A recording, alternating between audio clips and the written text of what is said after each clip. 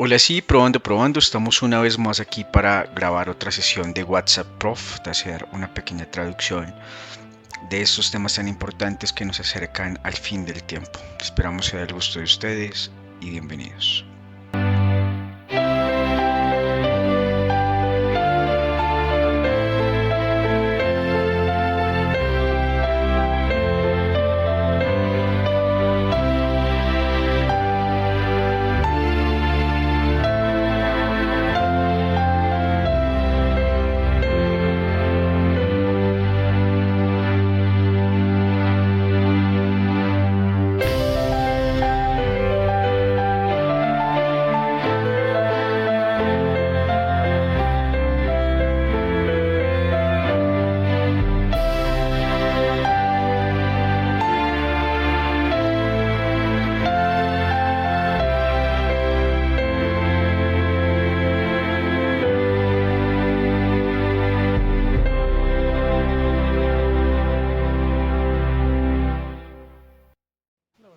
Hola y bienvenidos a otro episodio de WhatsApp Prof. Martín, ¿dónde estamos sentados? Estamos en el camino. Entonces nuestro conjunto no es nuestro conjunto normal. Estamos aquí en algún lugar entre los arbustos, ¿no? En una pequeña cabaña, así que por favor, si las sombras y las luces y todo no está bien, por favor no comenten, simplemente disfruta lo que está pasando. Exactamente. Acabamos de llegar de un campamento y un viaje al extranjero y todavía no hemos regresado a casa. Así que ha sido un largo camino. Y he conseguido atrapar una rana en mi garganta, así que por favor, discúlpenme por eso también. Así que no me preguntéis cómo estoy. Por eso no lo voy a hacer. Déjame toser y decirte que no me preguntes cómo estoy. Así que espero que esa rana tuya se comporte bien. Sí, tendremos que darle forma y ponerlo en agua tibia o algo así. Sí, pero una de las razones por la que probablemente tengamos que sentarnos aquí es que todo el mundo quiere saber qué está pasando en la Iglesia Católica. Sí, tenemos un tema interesante porque acaba de morir el Papa Francisco. Y eso deja una gran oportunidad de cambio. Entonces, antes de hablar de eso, deberíamos decir unas palabras de oración, ¿verdad? Padre Celestial, te damos gracias porque podemos hacer esto, incluso mientras estamos ocupados viajando. Te pedimos que ilumines nuestras mentes y nos guíes en esta discusión y que tu nombre sea santo.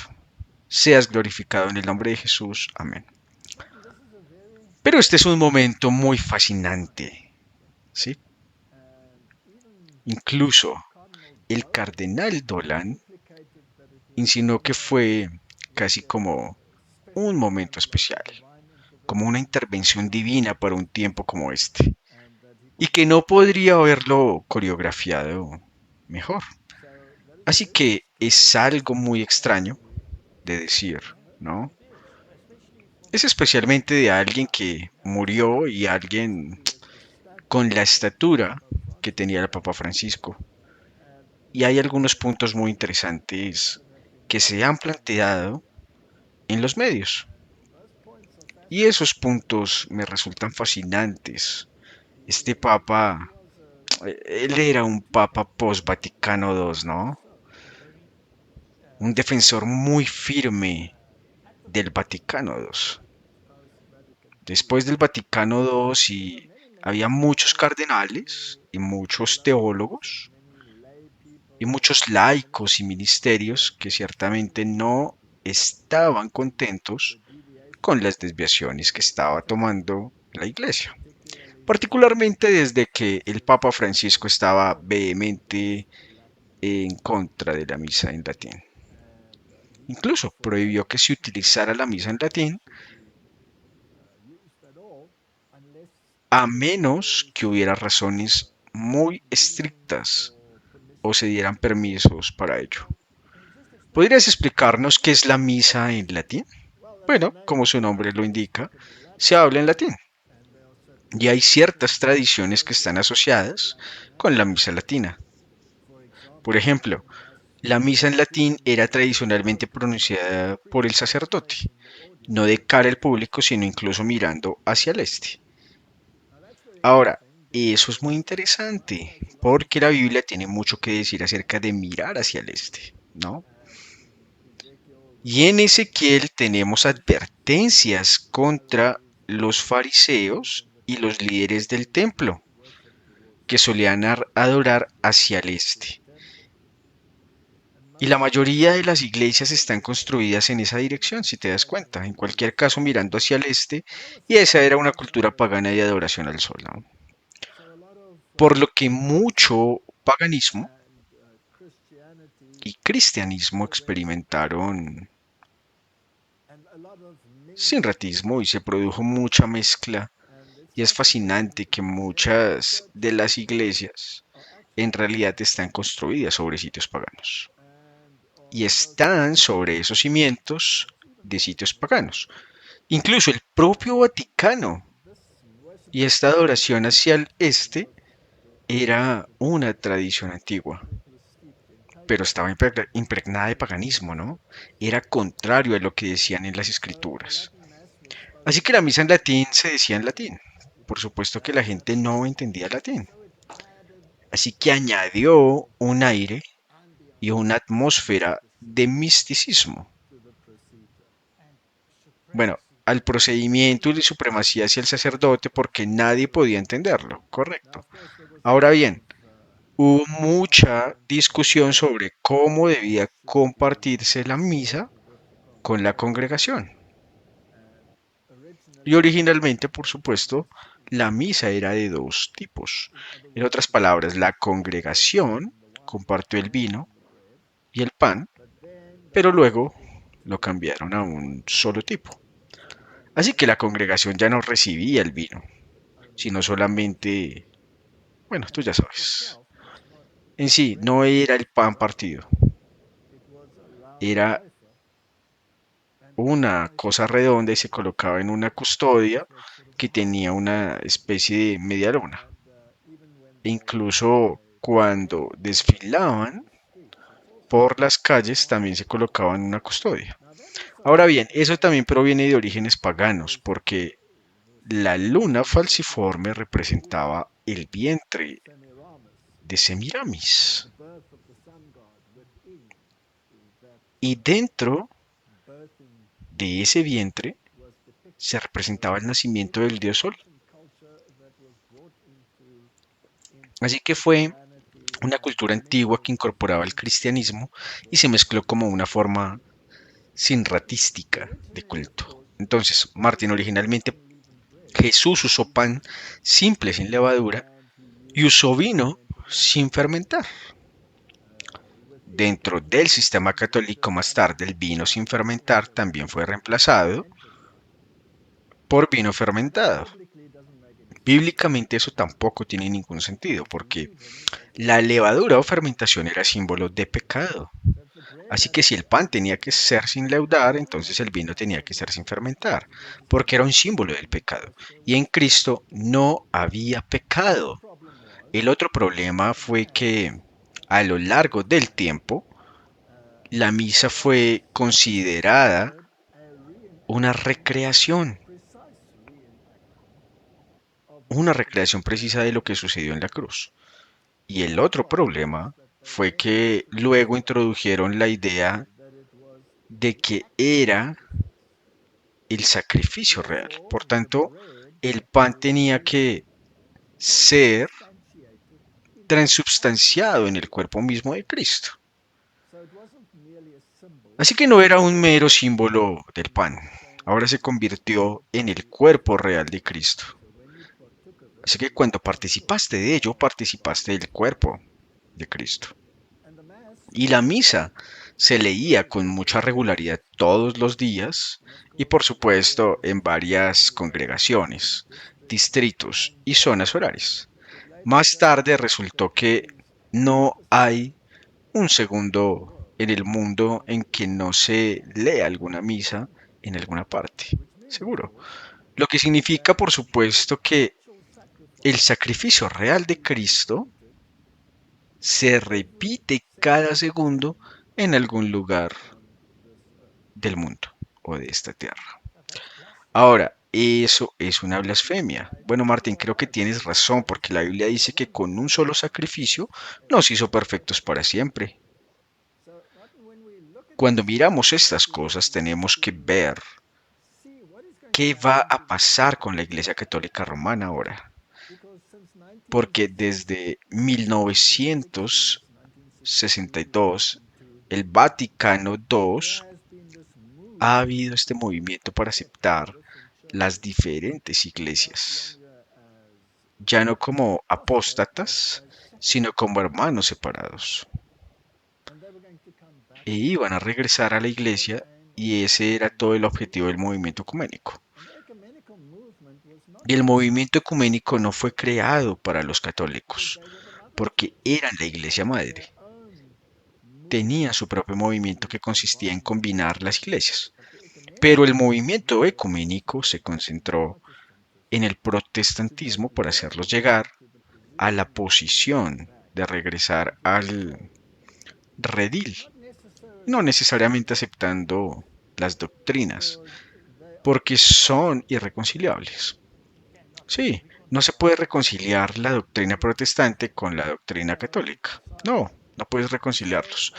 Así que a lo largo de los años los papas han enfatizado que debemos dejar de lado la doctrina. Y el Papa Francisco fue muy fuerte al dejar de lado la doctrina. Ahora bien, si dejamos de lado la doctrina, entonces básicamente todo vale, ¿verdad? Por eso pudo abrazar incluso el paganismo, adoración a la Pachamama. Y hay mucho en los medios sobre eso, por supuesto, porque es una forma de idolatría, ¿no? Y es una de las quejas que realmente tiene el lado conservador de la Iglesia Católica. Luego, por supuesto, puedes abrazar otras religiones que no ven a Cristo como el camino, la verdad y la vida. Eso abrió el camino al acuerdo abrámico.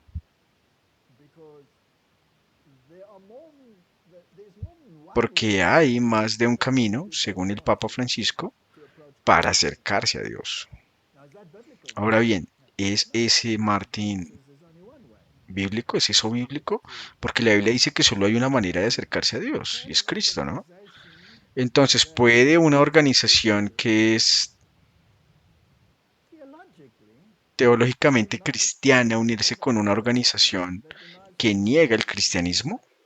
No hay manera. Si vas a la Biblia dice que pueden dos caminar juntos si no están de acuerdo. ¿Cómo pueden hacerlo? Pero esto va aún más allá, se remonta mucho más atrás.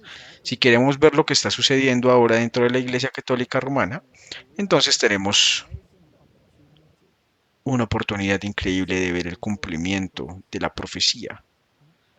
Y mencionamos un poco de esto cuando el Papa Francisco estaba tan enfermo, pero ahora se ha hecho realidad.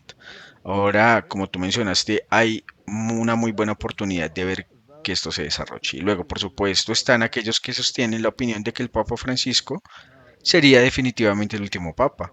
En uno de nuestros anteriores WhatsApp Prof lo vimos, nos distanciamos de eso porque la profecía, tal como está escrita históricamente, continúa y no enfatiza al individuo a menos que mencione específicamente al individuo, como el primer rey de Grecia, por ejemplo, que sería Alejandro Magno.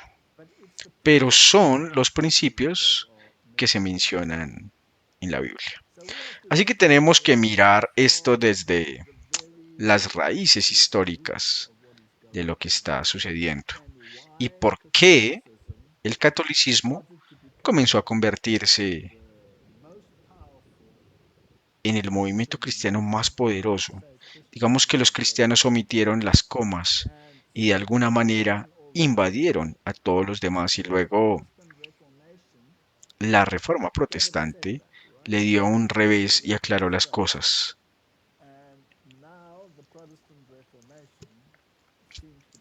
Y ahora la reforma protestante parece haber terminado. Entonces, ¿qué ha logrado esto y por qué? Bueno, la gente dice que Roma ha cambiado, pero Roma podría cambiar su actitud o parecer un cambio en su actitud, pero si Roma no ha cambiado en su doctrina, entonces Roma no ha cambiado. El resto es una fachada. La Biblia dice que uno de los temas claves de los últimos días es el engaño. Jesús dijo, tened cuidado de que nadie os engañe. Ahora hablamos acerca del engaño en el campamento que tuvimos recientemente y básicamente decíamos, ¿cuál es el propósito del engaño? El propósito del engaño es hacerte creer algo que no es cierto. Eso es todo. Ese es el propósito del engaño. Ahora bien, ¿significa esto necesariamente que las personas que practican el engaño son engañadores? No, ellos mismos pueden ser engañados. Exactamente. Entonces, por definición, si están practicando el engaño, son engañadores, pero pueden ser engañadores sin saberlo, porque en realidad se han tragado todo lo que creen que es verdad, lo cual resulta ser un engaño. ¿Sí? La Biblia también dice que a qué parte del mundo se ha ido todo, todo el mundo entero para engañarlo. Eso significa que el mundo entero está mintiendo y engañando. Ahora bien, ese es un asunto muy serio. ¿Cómo sabemos quién engaña a quién? Solo hay una verdad. ¿Y dónde encontramos esa verdad? En la Biblia. ¿Puedes encontrarlo en la tradición? No. Pero la Iglesia Católica Romana dice que la tradición es el marco en el que identifica la verdad. Y la Iglesia Católica Romana tampoco basaba su moralidad en la Biblia. Lo basa en la ley natural. Ahora bien, la ley natural es lo que la sociedad hace naturalmente. Es como si fuera aceptable. Lo que normalmente se acepta en una sociedad es ley natural, porque por naturaleza lo hacen. En la reunión del campamento también puse un ejemplo y dije que cómo es la ley natural si estás en una isla caníbal. La ley natural es que está bien ser caníbal, hasta que sucede algo más y se convierte en parte de una sociedad más grande que no tiene eso. Así que básicamente la ley natural se basa en las normas que se consideran aceptables en la sociedad. ¿Tenemos una naturaleza caída? Sí. ¿Qué tan malvado es el corazón? Desesperadamente malvado. Entonces, ¿te gustaría basar tu moralidad en un corazón desesperadamente malvado? No, definitivamente no. Y eso es lo que hace Hollywood, ¿no? Y lo que continúa diciendo que sigas. ¿Y qué pasaría si vivieras en una ciudad como Sodoma? ¿Proclamaría la ley natural como aceptable las actividades de esa ciudad en particular? Sí, las proclamaría. Y las escrituras basan la moralidad en un estándar más alto, un estándar divino, no dictado por el hombre, sino dictado por Dios y escrito con el dedo de Dios en piedra. Ahora bien, cuando utilizamos esa terminología, está escrita en piedra y por tanto es inamovible, inmutable. Es como la ley de los mesías y los persas, ¿verdad? Cuando discutamos lo que está sucediendo ahora en el Vaticano, deberíamos retroceder en la historia y luego hablaremos un poco sobre el Papa Francisco y cuáles son las posibilidades en el futuro. ¿Ok? Entonces, en primer lugar, ¿cómo surgió el catolicismo y cómo ganó popularidad? Bueno, si retrocedemos en la historia, la iglesia primitiva estaba formada por los discípulos. Y los que se unieron a los discípulos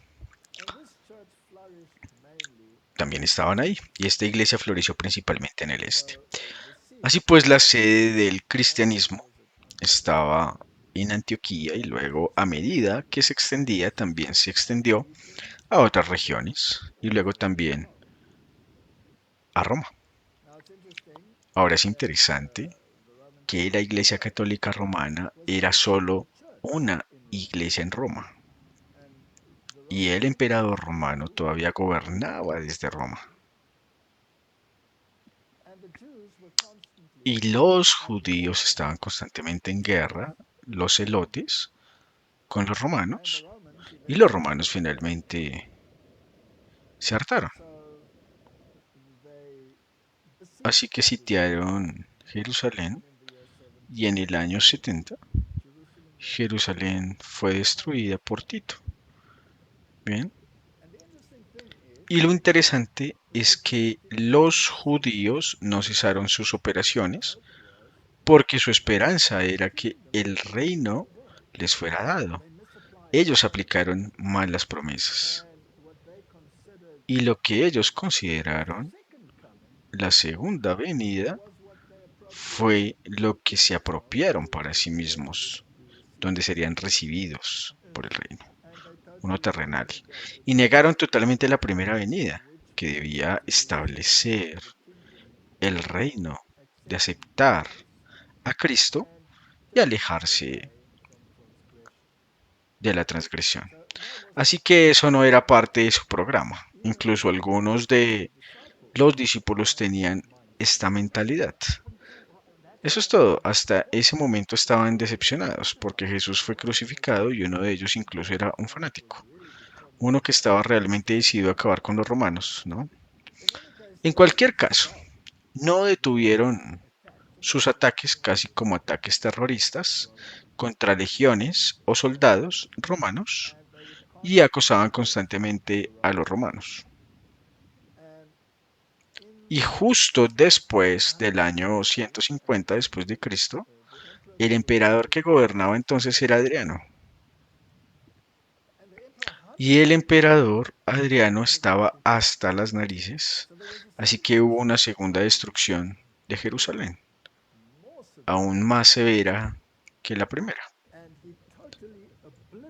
y destruyó totalmente el Estado judío, dispersó a la nación y prohibió la religión judía.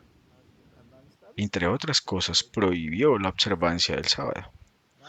Ahora bien, esto puso a todo el cristianismo en una situación difícil, porque todos habían estado guardando el sábado hasta ese momento. Y está bien documentado que la iglesia en el este guardaba el sábado y en África guardaban el sábado. Incluso la iglesia celta y los valdencianos y los albigensianos guardaban el sábado. ¿Y cómo iban a sortear este impulso? ¿Cómo no iban a ser asociados con los judíos? Y al obispo de Roma se le ocurrió la ingeniosa idea de llegar a un acuerdo sobre este asunto y decir, pero no somos judíos y realmente no tenemos que guardar el sábado, podemos guardar el primer día de la semana y celebrarlo como el día de la resurrección y entonces no estaremos asociados con los judíos. Y ahí es básicamente donde empezó, ¿no? Así que ahí es donde realmente llegó la observancia del domingo. El obispo de Roma fue quien introdujo la observancia del domingo y finalmente convenció a algunos de sus compatriotas de Alejandría a hacer lo mismo. Así que había estos dos conclaves que eran guardianes del domingo y el resto del mundo cristiano eran guardianes del sábado. Y a lo largo de los siglos hubo muchas guerras y muchos intentos de eliminar totalmente la observancia del sábado, pero siempre seguía apareciendo. Eso es lo primero que ocurrió. Y fue un compromiso con el mundo pagano. Sí, porque tenían culto al sol. Así que ahora, si tenías el venerable día del sol, solsticio, entonces también eras capaz de dibujar el paganismo, porque las similitudes estaban allí. ¿Y qué pasa si modificas o qué pasa si incorporas algunas de las ideologías del paganismo? Ahora bien, una de las características clave de todas las culturas paganas del mundo es el culto a los antepasados. Bien, exactamente. Culto a los antepasados. Con el tiempo, en la época romana, se desarrolló la teología de que los padres difuntos tenían un papel especial en el otro lado. Para lograr esto es necesario abrazar la doctrina de la inmortalidad, ¿no? La primera mentira en cualquier caso. Ahora bien, la doctrina de la inmortalidad también forma parte de toda cultura pagana. Constituye la base de la cultura pagana. Porque los seres humanos eventualmente fueron deificados en el otro lado, según ellos. Así pues, Roma no llegó a deificarlos, sino que los convirtió en mediadores entre Dios y el hombre. Entonces empezó a crecer la idea de que en la cultura pagana había sacerdotes y los sacerdotes traían sacrificios.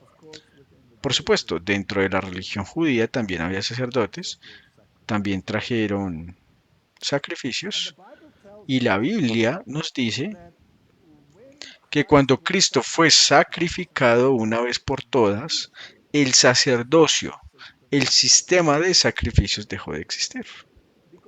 Porque con un solo sacrificio Él había hecho perfecto para siempre, a todos. Así que el Nuevo Testamento no se refiere a sacerdotes, sino a ministros. Ahora bien, un ministro es alguien que ministra, alguien que es un pastor. Así que ahora ustedes tenían esta idea de que el ministro trabajaba con la congregación y el sacerdote que era adorado era el sumo sacerdote Jesucristo, quien había tomado el lugar del sistema levítico. Había tomado el sacerdocio bajo el orden de Melquisedec. ¿Sí? ¿Podrías explicarnos esa parte? ¿Qué habría pasado si hubiera entrado en el templo? Lo habrían asesinado cuando estaba en la tierra, cuando él estaba en la tierra porque a nadie se le permitía entrar al templo a menos que fueran levitas, ¿verdad? Tenían que ser descendientes de Aarón. Y Jesús era judío. Ahora bien, como judío no podía oficiar dentro del templo, así que su servicio terrenal fue en los atrios exteriores y él llegó a ser el sacrificio y luego llegó a ser un sumo sacerdote de un templo no construido por manos humanas, que es lo que dice Hebreos. Ya hay un solo sacerdote y un solo mediador, y ese es el hombre de Jesucristo. Pero en el paganismo el sacerdocio era muy importante. También trajeron sacrificios. Así pues el papado adoptó un sacerdocio. Ahora, eso quiere decir que no hay ministros, sino sacerdotes oficiantes que traen un sacrificio.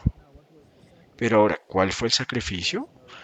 No hubo sacrificio de ovejas ni de cabras porque la Biblia dice que Él entró no con sacrificio de ovejas y de cabras, sino con su propia sangre.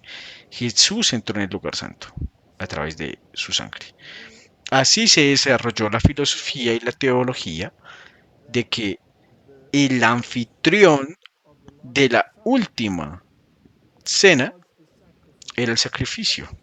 Pero como sacerdote tiene que ser un verdadero sacrificio, tiene que ser una repetición de lo que ocurrió antes.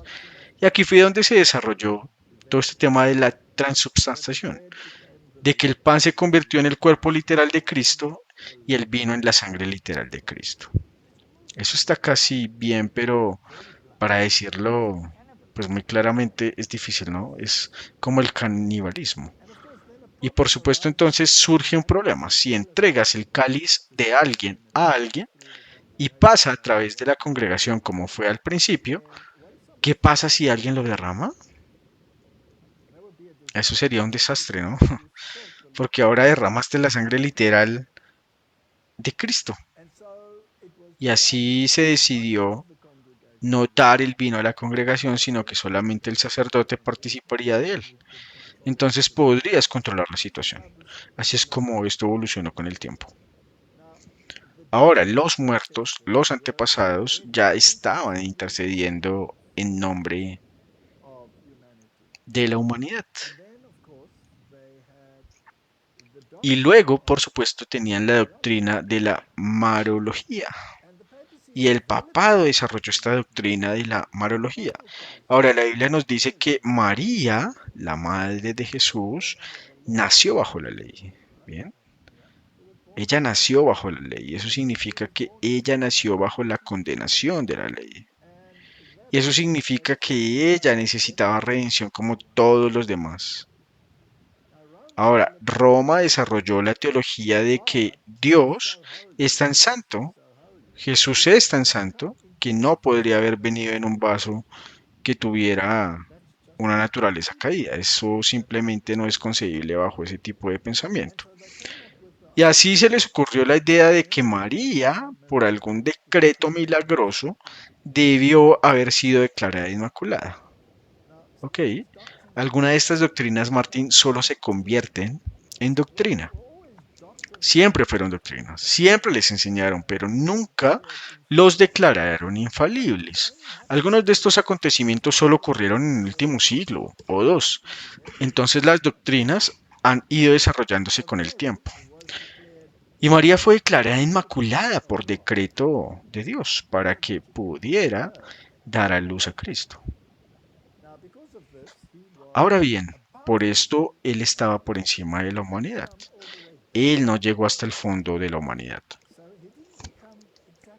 Así que no se convirtió exactamente en la misma carne que éramos nosotros. Y la Biblia dice que si niegas que Él vino en la carne, que nosotros somos entonces anticristo. Esta es una acusación un tanto seria. Y así se desarrolló esta doctrina y María ahora estaba inmaculada. Pero imagina esto, si Dios pudiera declarar a María inmaculada mediante un decreto sin pecado, entonces no podría hacerlo por ti y por mí, con seguridad. Entonces Cristo no tenía por qué morir. Él no habría tenido que morir, porque entonces habríamos sido declarados sin pecado, ¿verdad? Así que toda la cuestión de la expiación es hoy altamente problemática. Así que desarrollaron una teología según la cual Cristo en realidad no murió por ti. Él vino a dar el ejemplo perfecto de obediencia. Sus obras eran perfectas. Y estas obras perfectas fueron la compensación por la pecaminosidad del hombre. Así que Dios estaba dispuesto a aceptar al hombre sobre la base de la obediencia de Cristo hasta la muerte. Pero Él no derramó realmente su sangre por ti. Así que, según la doctrina católica, todavía hay que pagar el precio. Lo hemos dicho muchas veces, pero es necesario entenderlo para comprender la gravedad del problema y cuál es su origen.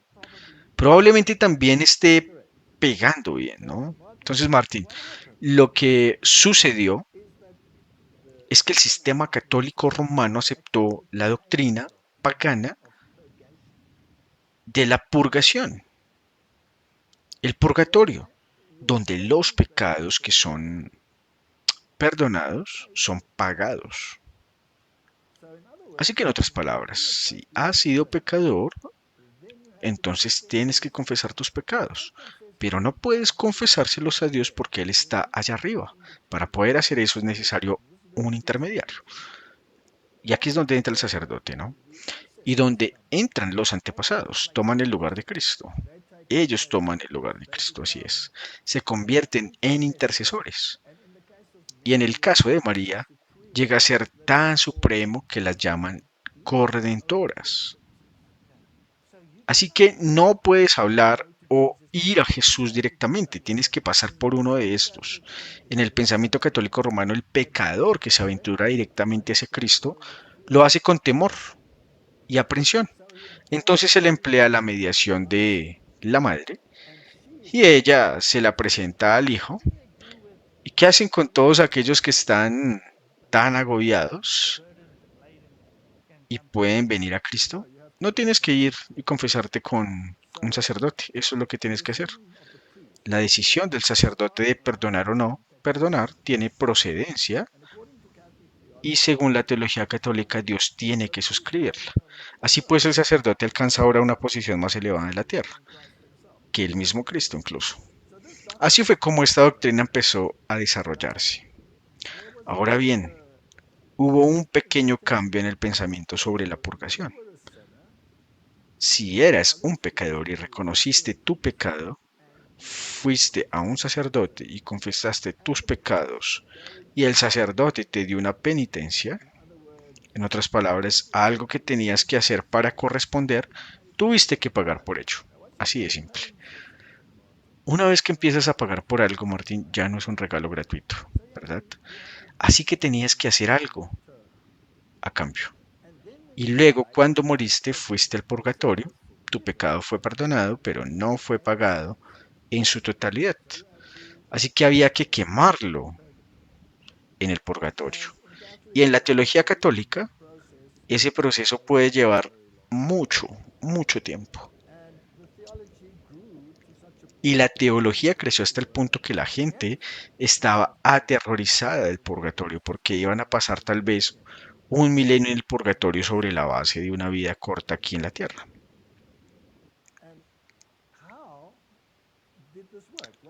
Ahora, ¿cómo funcionó esto? Bueno, ahora pagaron su propio pecado con dinero. En esto está ahora el purgatorio, ¿no? Así que esto es pagar con dolor, pagando a través del dolor. Ahora bien, ¿cómo lograr una liberación temprana de ese dolor? Ahí es donde tienes que pagar. Aquí es donde la cosa se pone interesante. Desarrollaron una teología del tesoro del mérito. Ahora, ya hemos explicado esto antes y quiero decirte ahora, Martín, que el pobre católico romano sentado en el banco no es así. No tiene idea de cómo funciona esto. Creen que Jesús pagó el precio. Creen que pueden rezar a María y ella intercederá. Pero ellos creen que Cristo pagó el precio. Ahora bien, Cristo pagó el precio máximo al entregar su vida, pero no por ti, sino hasta el punto de la obediencia total hasta la muerte. Ahora bien, la pregunta era cómo dar alivio a estas personas. Y la teología desarrolló la teología llamada el tesoro del mérito. Para llegar al cielo hay que tener ciertos puntos meritorios. Puedo decirlo así, ¿no? Ahora se intenta simplificar la doctrina. Este mérito determina cuánto tiempo estarás en el purgatorio. Ahora se desarrolló la doctrina de que el Papa tiene acceso a un tesoro de méritos. Así pues, estos santos hicieron más de lo necesario para merecer el cielo. Así que hubo un mérito adicional que fue a parar a este cofre del tesoro. Y por supuesto, las obras meritorias de Jesús son ilimitadas. También entraron en el cofre del tesoro y el mérito de María fue, según su doctrina, supremo y entró en el cofre del tesoro. Así que básicamente tiene un cofre del tesoro lleno de méritos ilimitado y podría aplicar ese mérito a alguien que carecía de mérito en el otro lado, sí, en el purgatorio. Esta persona ya está fallecida en el purgatorio, sí, sufriendo dolores insoportables. Y el Papa tiene ahora el poder de aliviar ese dolor atribuyéndole parte de ese mérito. Eso significa que puede salir del purgatorio antes de lo normal. Bueno, entonces el purgatorio es como un mini infierno. Sí, es un mini infierno. Por supuesto, nunca confesaste tus pecados al sacerdote y cometiste lo que ellos llamaban pecados mortales, porque desarrollaron categorías de pecados, ¿no? Entonces ibas directo al infierno. Entonces no fuiste a ese proceso en absoluto. Esto es para los pecados confesados. Así pues, el sacerdocio se hizo absolutamente necesario para la salvación. Sin sacerdote no había acceso al cielo. Y toda la sociedad estaba enganchada a este sistema. Al final llegó a ser un punto de reflexión, que este mérito obviamente tenía valor, ¿verdad? Sí, por supuesto, porque podría aliviar mucho dolor. Y entonces, ¿qué tal vender el mérito? Y eso fue lo que empezaron a hacer. Empezaron a vender el mérito y a eso se le llamó indulgencia. Ya en la Edad Media se vendía el mérito por dinero. Y tenías a Tesla circulando y todas estas cosas y el mundo estaba en oscuridad total. Ahora bien, el primer punto que todos deben entender es que este sistema ya no está basado en la Biblia, ni es cristiano. No hace mucho tiempo, bueno, de todo lo que hemos hablado hasta ahora, no hay nada basado en la Biblia. No, no lo hay. Ahora dependes del sistema del sacerdote para que tus pecados sean perdonados. Dependes del Papa para que se te atribuya el mérito y estés pagando el precio por todo lo que hiciste. Aunque tu pecado haya sido perdonado, todavía vas a pagar el precio. Entonces, ¿qué se convierte en el portador del pecado? Así que Cristo queda completamente fuera de la ecuación. Tenemos un sistema totalmente pagano. No es cristianismo. Invoca el nombre de Cristo y dice que Cristo hizo posible que tú puedas tener vida eterna solo porque su mérito fue tan grande y sus obras tan maravillosas que Dios, por la grandeza de sus actos, decidió perdonar a la humanidad una vez que hubo pagado por sus pecados. ¿Entiendes lo que pasa? Sí, es 100% lo opuesto a lo que es una doctrina cristiana. Es una doctrina pagana, por eso no es una iglesia cristiana, ¿correcto? Y lo que pasó, Martín, es que el mundo se hundió en la oscuridad. La oscuridad es la ausencia de luz, ¿no? Ahora, Martín, el otro punto triste es que la gente, que en su mayoría era analfabeta, no tenía forma de verificar este sistema. Ellos simplemente lo creyeron.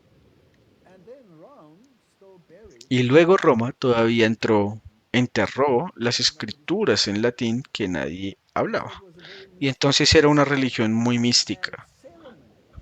Y la ceremonia y la pompa y la gloria tomaron el lugar de la sustancia. Y la gente estaba realmente gobernada por el miedo. Estaban gobernados por el miedo. Luego vino la reforma y empezó gracias a las indulgencias. Martín Lutero reconoció que las indulgencias no tenían sentido. Ya había estado estudiando la Biblia y en latín en su monasterio. Y es interesante que ya Juan Hus, 100 años antes, que él ya había reconocido que las indulgencias no eran de Dios, sino que eran un medio para vender y propagar el Evangelio de Cristo. Entonces, cuando llegó la Reforma y descubrieron la palabra nuevamente, Martín Lutero tradujo la Biblia a la lengua vernácula y Tyndale hizo lo mismo con el idioma inglés y ahora la Biblia estaba disponible y la gente podía leerla por sí misma. Entonces, todas estas doctrinas papales basadas en la tradición, el paganismo y la filosofía griega simplemente se disiparon. Ellos fueron barridos y Cristo fue puesto nuevamente en el centro. La salvación fue por medio de la sangre del Cordero. Cristo pagó el precio, la ira que debía haber golpeado al hombre, vino sobre Cristo y él la asumió voluntariamente. Muchos teólogos católicos dirían, bueno, en ese caso hay que odiar al Padre y amar al Hijo.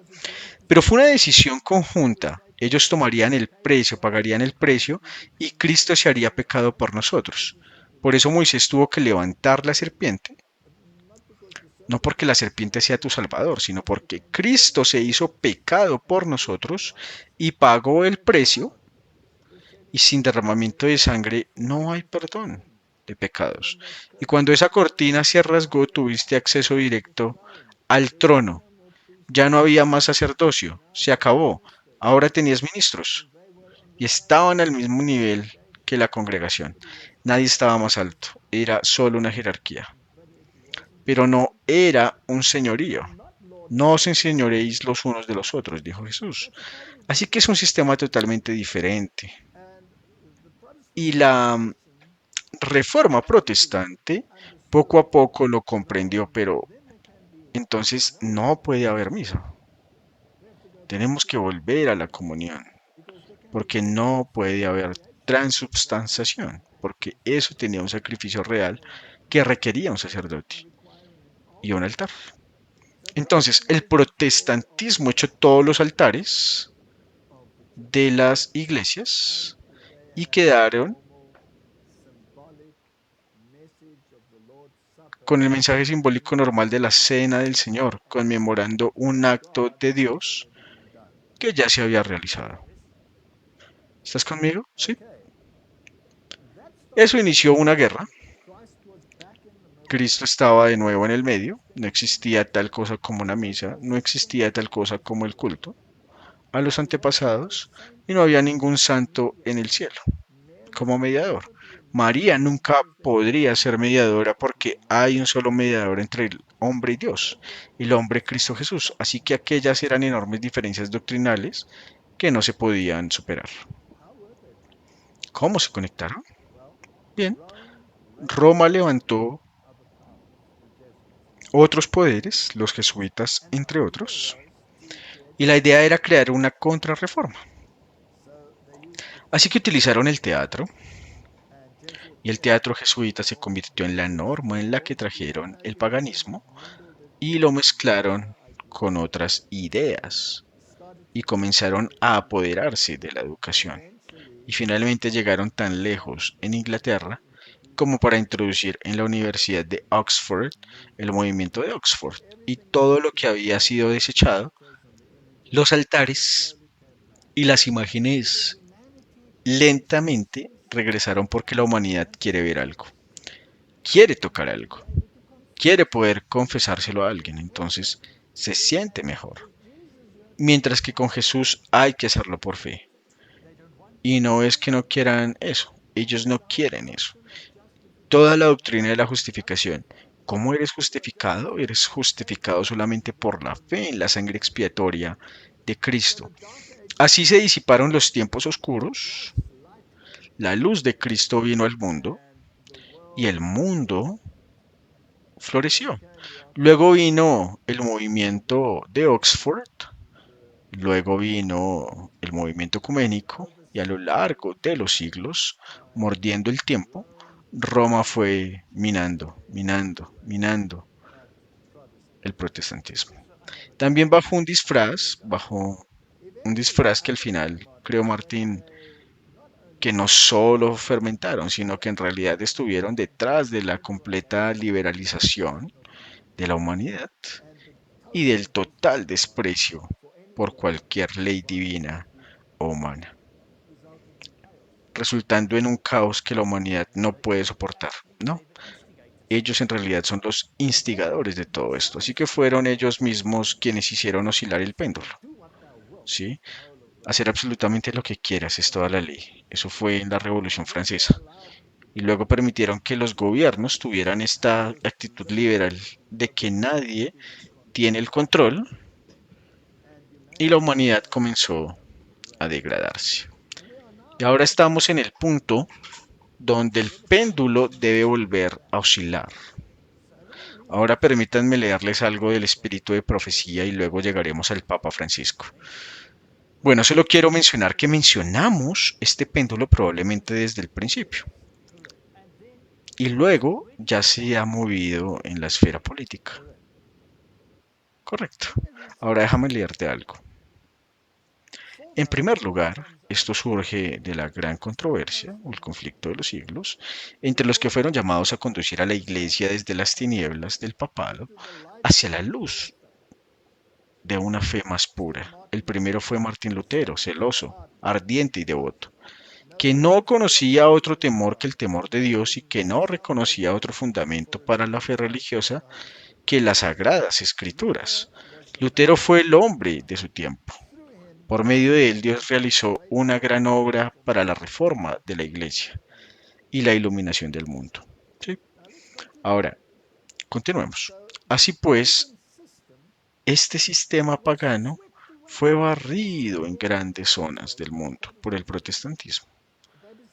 La BBC se aferró a algunas zonas e incluso las mantuvo por medios militares, pero luego utilizó otros métodos para erosionar lentamente el protestantismo. Aquí hay otra cita, Martín, y es bastante larga, pero la voy a leer. La llegada de la Iglesia romana al poder marcó el inicio de la Edad Oscura. A medida que su poder aumentaba, la oscuridad se profundizaba. La fe fue transferida de Cristo, el verdadero fundamento, al Papa de Roma. Tenía acceso al tesoro del mérito. En lugar de confiar en el Hijo de Dios para el perdón de los pecados y la salvación eterna, el pueblo miró al Papa y a los sacerdotes y patrias en quienes él delegó autoridad. Se les enseñó que el Papa era su mediador terrenal y que nadie podía acercarse a Dios excepto a través de él. Y además que él estaba en el lugar de Dios para ellos, y por lo tanto debía ser obedecido implícitamente como a un Dios. Una desviación de sus exigencias era causa suficiente para que se aplicara el más severo castigo a los cuerpos y almas de los infractores. Así las mentes del pueblo se apartaron de Dios y se volvieron hacia hombres falibles, malvados y crueles e incluso hacia el mismo príncipe de las tinieblas, que ejercía su poder a través de ellos. El pecado fue disfrazado con un manto de santidad. Cuando se suprimen las escrituras y el hombre llega a considerarse supremo, solo buscamos fraude, engaño e iniquidad degradante. Con la elevación de las leyes, tradiciones humanas se manifestó la corrupción que siempre resulta de dejar de lado la ley de Dios. Así que tenían un nuevo sistema de moralidad. La ley de Dios había desaparecido. El sábado fue reemplazado por el culto del domingo porque era un querido consuelo el venerable día del sol. Las iglesias estaban orientadas hacia el este y el sacerdote estaba orientado hacia el este cuando ofrecía su sacrificio sacrificial, repitiendo lo que Cristo había hecho de una vez por todas. Y también dicen que la salvación está en la iglesia. Así que en el sistema, sin la iglesia católica, no hay salvación a menos que se transfiera de su autoridad a otros. Pero lo interesante es que el engaño tiene un objetivo. Ahora bien, ¿cuál es el objetivo más profundo del engaño? El objetivo más profundo era robarle a Cristo su herencia, ¿sí? Porque si puedes quitarle el plan de salvación y sustituirlo por otra cosa, entonces le has robado a Cristo su herencia porque el camino no lleva a ninguna parte.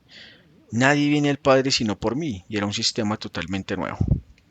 Ahora bien, ¿quién habría pensado alguna vez que una era de oscuridad con doctrinas tan oscuras podría volver a ser aceptada por el mundo?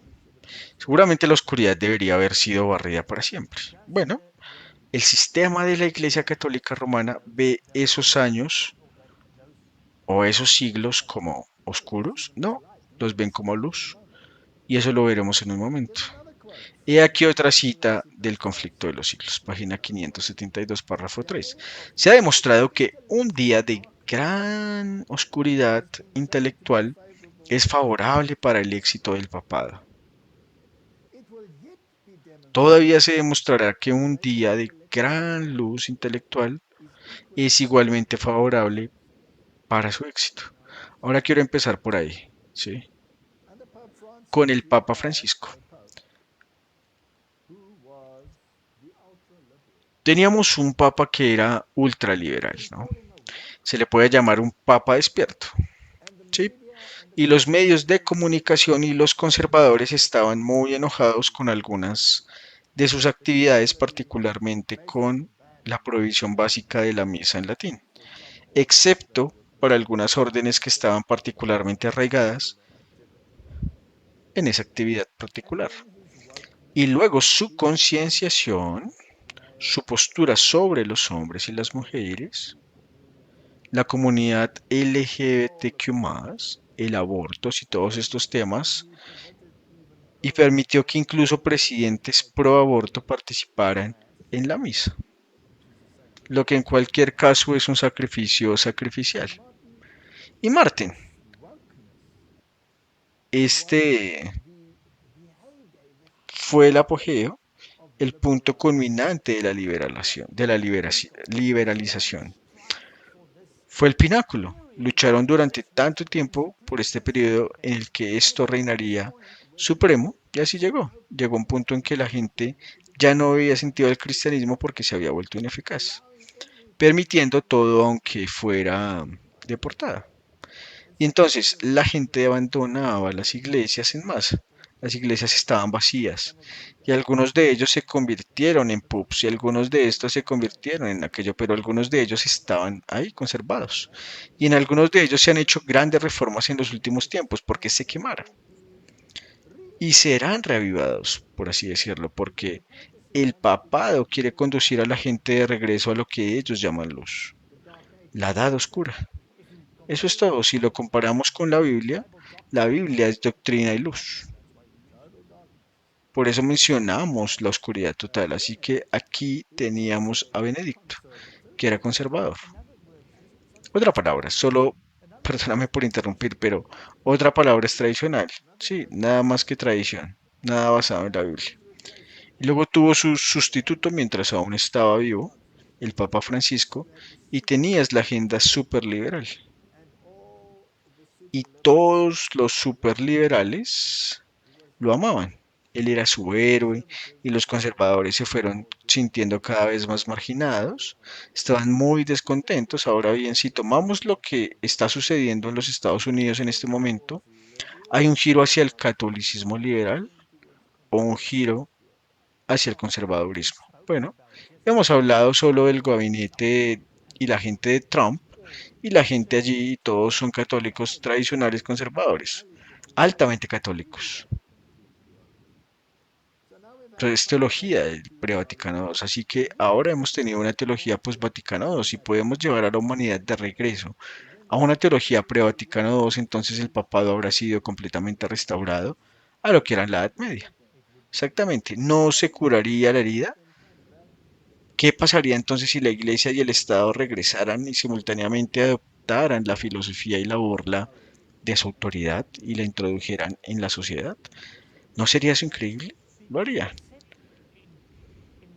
Y la mayoría de la gente aceptará que esto es correcto porque están hartos de otra parte de la concienciación. Ahora, algunas cosas. El Papa Francisco dejó testamento. Sí, un testamento, donde explicó que quería tener un entierro muy sencillo, pero con quien se comprometió, ¿a quién le entregó su alma? A María. Ahora, Martín, ¿quién es el que te resucitará? Es Jesucristo, ¿verdad? Y es Él en quien debes tener fe. Y sin fe es imposible agradar a Dios, ¿verdad? Así que aquí tenemos una alternativa. Si María es corredentora, como afirma Roma, y comediadora, entonces eso niega la Biblia que dice que hay un solo mediador entre el hombre y Dios, y un solo abogado. Así que esta es una estructura pagana, en cierto sentido. Así representa a Jesús, entonces debe representar un adversario. Alguien que toma el lugar del anticristo es todo un sistema del anticristo. Entonces es algo que a la gente le gustaría entender, ¿verdad? Y luego la Biblia todavía prohíbe la oración repetitiva. Pero ¿qué es el rosario sino una oración repetitiva?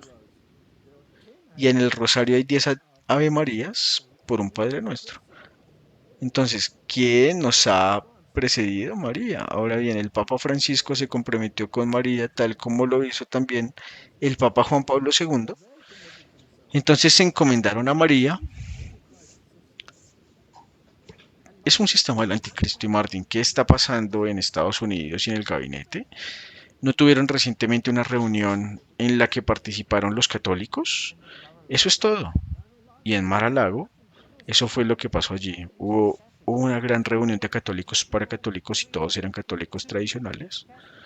prevaticanos, conservadores, todos ustedes, cualquiera en esa vecindad, estaban allí y dieron discursos.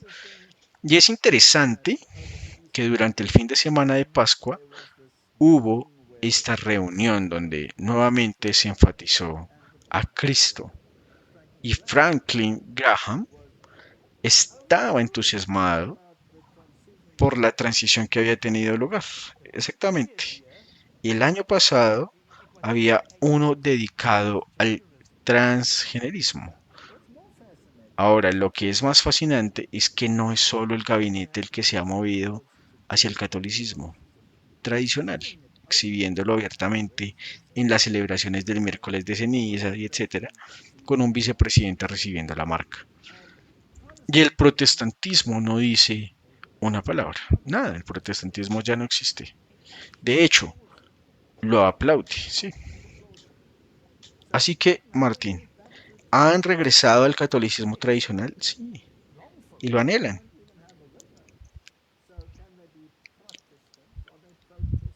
Entonces, ¿pueden ser protestantes? ¿Están protestando contra las doctrinas de Roma? ¿Están mirando los comedores sociales? ¿Están mirando el avivamiento? ¿Están ante un renacimiento de la moralidad? Pero no saben en qué se basa esa moralidad. La ley natural y hacia dónde se dirige. Y entonces, Martín, de repente, mientras que en los últimos años había habido un declive masivo, hay un resurgimiento masivo del catolicismo. Solo tomó unos pocos meses y que usaron, no utilizaron a las celebridades, todos ellos se convirtieron al catolicismo, uno tras otro. ¿Y qué pasa con los jóvenes ahora? Bueno, donde solía ocurrir, como acabas de decir, las iglesias estaban vacías. Tienes una afluencia y ni siquiera pueden seguir el ritmo del catolicismo católico. ¿Y hacia dónde va? ¿Va hacia el protestantismo o hacia el catolicismo? Hacia el catolicismo. Y lo interesante es que quieren que la tradición conservadora regrese. Está bien, así que la juventud quiere un catolicismo tradicional conservador. El hombre que se interpuso en este camino fue el Papa Francisco. Bien. Y no sé si alguien vio la película El Cónclave, donde discutieron la elección del próximo Papa. Y dijeron que no pueden volver a las cosas antiguas. Así que básicamente tomaron a un hermafrodita bisexual y lo convirtieron en papa, mostrando que el papado moderno sería incluyente y que la conciencia y todas esas ideologías no desaparecerían. Pero Martín, hay sacerdotes y prelados que dicen que tenemos que volver a las tradiciones antiguas. Sí, y dicen que tenemos que volver a la luz. Lo llaman luz, pero la historia lo llama la Edad Oscura o el oscurantismo. Pero esto para mí es muy fascinante porque si logran hacer eso, si logran regresar a lo que llaman luz, entonces están diciendo literalmente que la oscuridad de la Edad Media era luz. ¿Y qué dice la Biblia sobre esto? Ay de él, ay de ti, ay de los que llaman a la luz tinieblas y a las tinieblas luz. Y esta es la traición definitiva a Jesucristo porque entonces todo el sistema habrá sido destruido. Por cierto, ¿el Papa Francisco concedió indulgencias? Sí, por supuesto. ¿Defendió firmemente las indulgencias? Mucho. Aquí es el jubileo, él abrió la puerta. Todo esto, así que si tuviera indulgencias, entonces Cristo no es un mediador que pagó el precio por tu pecado, porque no habría necesidad de una indulgencia. Lo único que hace falta es ponerse de rodillas y agradecerle por el sacrificio, aceptarlo con fe y apropiárselo. Y como hemos dicho mil veces, el peor pecado, en mi opinión, que ha cometido el protestantismo en las últimas décadas ha sido comprometer la doctrina de la justificación. Me pregunto, ¿cuál es el pilar del protestantismo? Y esa declaración conjunta, la voy a citar nuevamente, que dicen que solo por gracia, a través de la obra salvadora de Cristo, somos justificados. No, eso es diabólico. porque es solo por la fe en la sangre expiatoria de Cristo que somos justificados, no por las obras. Las obras salvadoras de Cristo entran en el tesoro del mérito. Esa es doctrina católica. Y es solo por la fe que eres salvo, no por obras, porque sin fe es imposible. Recibes la gracia, pero tienes que apropiártela por fe en la sangre. Eso es justificación. Así que el compromiso es totalmente católico. Así que todos ellos, y para decirlo sin rodeos, todos los que firmaron esa declaración están nuevamente bajo el control de los católicos y dicen que es suprema. Y debido a que el mundo es tan caótico, el protestantismo está dispuesto a seguir adelante con eso solo para recuperar algo de moralidad bajo la apariencia del cristianismo. Ahora hay un video de lo que dijo un sacerdote en una entrevista. ¿Podemos jugar eso? Sí. Entonces, ¿dónde crees que están las cosas en este momento? Quiero decir, ves que están emergiendo dos bandos. Creo que tal vez explique ambos lados de esto en las redes sociales al decir, wow, el Papa progresista muerto. ¿Cómo será la iglesia en el futuro? ¿Volveremos a los valores católicos tradicionales? ¿O nos estamos moviendo en una dirección totalmente nueva? ¿Cómo ve usted el futuro de la iglesia católica en todo el mundo? Si miramos a la generación más joven, durante estos últimos meses hemos tenido muchos datos publicados por diferentes organizaciones que muestran que la gente más joven busca la tradición. Están descubriendo la fe católica y esto sucede en todo Occidente, particularmente en Estados Unidos y en mi país natal, Gran Bretaña, donde tenemos la Iglesia de Inglaterra, que ha sido la denominación cristiana predominante durante los últimos 500 años. Y por primera vez parece que los católicos están tomando el control, así que estamos viendo esto en todos los ámbitos. Este hallazgo de culto tradicional y los valores cristianos tradicionales, y por eso espero que el próximo pontífice sea un católico tradicional, conservador y sano. Porque ese será el momento perfecto, ya que la próxima generación tan joven está buscando la tradición y la doctrina sana. Si ahora se levanta un papa que pueda abrazarlos y abrazar la tradición de la iglesia, podría ser realmente algo bueno para el mundo. Si vemos un retorno a la cristiandad de Occidente, lejos del liberalismo, del secularismo progresista y de todas las cosas que nos están destrozando e introduciendo una cultura de la muerte, podríamos alejarnos de la luz. Lo siento, lejos de la oscuridad de vuelta hacia la luz, lo cual sería algo maravilloso de contemplar. ¿Escuchaste eso? Quieren que volvamos a la época oscura, pero ellos la llaman luz. Así que básicamente lo que están diciendo es que el protestantismo nunca fue capaz de reinar en la moralidad y que fracasó rotundamente. Solo el catolicismo puede daros la estabilidad que necesitáis y tenemos que volver a la luz. Y por primera vez el catolicismo está superando incluso a la Iglesia de Inglaterra y al protestantismo en todas partes del mundo. Y será consagrado. Solo estoy pensando, ya sabes, lo inteligente que eran. Han hecho en los últimos meses desde que Trump llegó al catolicismo que um, algo atractivo. Y luego Dolan dice que esto es providencial. Es el momento adecuado, el momento para qué, para que el catolicismo recupere el cetro, retroceda en la historia a la edad oscura y sea consagrado.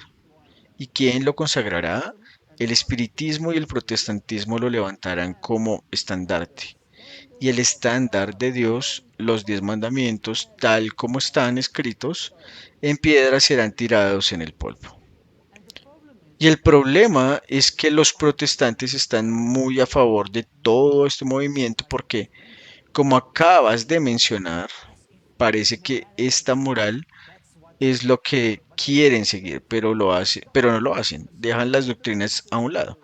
Están viendo una religión de obras y se niega a Cristo y no ven diferencia entre una misa católica romana y un servicio de comunión protestante. Todo se ha mezclado porque han enterrado la la doctrina bíblica para lograr la paz y la unidad. Sí, esta es la gota que colmó el vaso. Dios les dio a todos la oportunidad de ver lo que era el catolicismo. Era un sistema anticristiano que usaba el nombre de Cristo para negarlo. Eso colocó un sistema de mediación terrenal en el lugar del gran mediador y quedó expuesto en la reforma, quedó enterrado en la contrarreforma, quedó sin poder en el concilio ecuménico. Y ahora ella está volviendo a lo que ella llama luz, lo que la Biblia e incluso la historia llamaron oscuridad. Espero que el péndulo gire hacia un papa conservador, como reiteró ese sacerdote. Y me sorprendería mucho si eso no sucede. Pero esperemos y veremos. No somos sabios, no sabemos qué va a pasar. Pero si la Iglesia Católica Romana va a recuperar su posición de líder moral de la humanidad, entonces tiene que tomar el poder que tenía en la Edad Media. Ella tiene que recuperarlo. Y esa sería la curación total de la herida. Y si puede conseguir el Estado para apoyar sus doctrinas, ya lo hacen. Entonces el fin estará allí. Ya lo hacen. Me alegro mucho de que estas cosas estén sucediendo, porque realmente quiero volver a casa. Por supuesto, amén. Entonces no quiero decir que estoy contento de que el Papa Francisco se haya ido, porque esto sería malo, pero sí digo que estoy contento de que haya una oportunidad para que ocurrieran los últimos acontecimientos cuando la humanidad fue advertida de una manera tan poderosa a dejar de lado un sistema pagano y aceptar el verdadero evangelio de salvación en Jesucristo. Rechazarlo una segunda vez es como el segundo asedio a Jerusalén. Se acabó. Wow, solo por eso. Roma definitivamente viene. Oremos. Padre Celestial, no sabemos qué pasará después en el Vaticano, pero sí sabemos lo que dice la Biblia, que la herida será sanada y que ella recuperará esa posición que perdió. Y Señor, cuando ella lo retire y el mundo entero sea engañado, entonces la respuesta será un tiempo de angustia como nunca fue, que culminará en las plagas y la segunda venida de Jesús para reclamar su reino. La humanidad habrá tenido su oportunidad, lo habrán rechazado oficialmente y las consecuencias serán nefastas. Ayúdanos como individuos a tomar decisiones basadas en principios bíblicos. Es mi oración en el nombre de Jesús. Amén.